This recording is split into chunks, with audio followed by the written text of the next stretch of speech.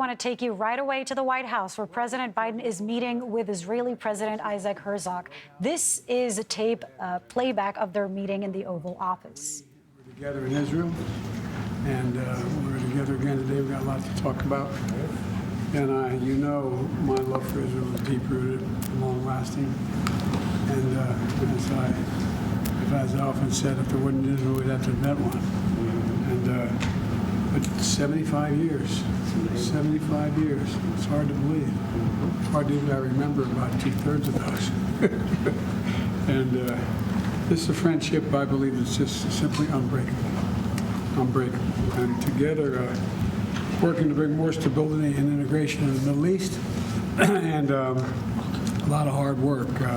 We got a lot more to do, but there's progress.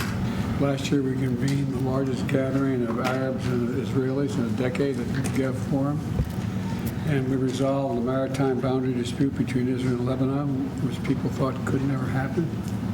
We opened up an airspace for Israel and over Saudi Arabia and Oman after I had a little visit there. And we brought Israelis and Palestinians together at a political level at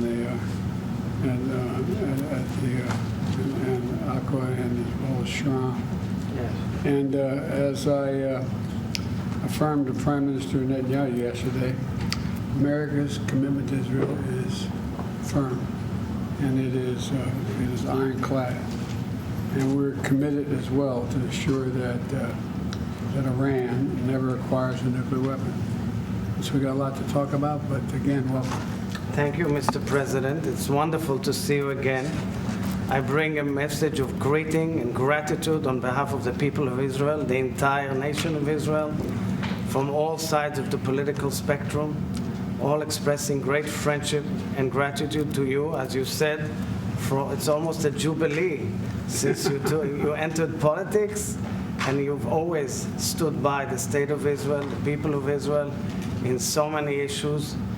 And I was pleased to hear about your conversation with Prime Minister Netanyahu, in which you focused on our ironclad military and security cooperation, because there are some enemies of ours that sometimes mistaken the fact that we may have some differences as impacting our unbreakable bond. And I truly believe that had they known how much our cooperation has grown in recent years and it's achieved new heights, they would not think that way.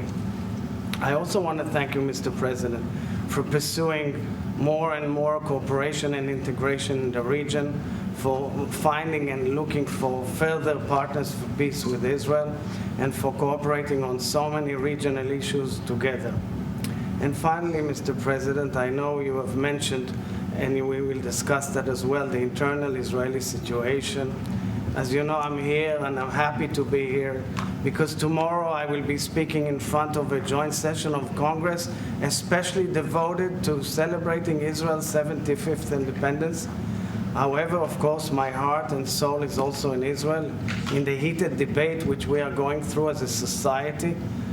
It's a heated debate, but it's also a virtue and a tribute to the greatness of Israeli democracy. And let me reiterate clear, crystal clear, Israeli democracy is sound, strong, is resilient. We are going through pains, we are going through heated debates, we are going through challenging moments, but I truly believe, and I would say to you, Mr. President, as I've said it as head of state to the people of Israel, we should always seek to find amicable consensus. And I agree with you on that as well. I'm pursuing it, even in these very moments, through my people, as much as we can, in order to find solutions and exit out of this crisis properly. Thank you, Mr. President, for your friendship, and God bless you.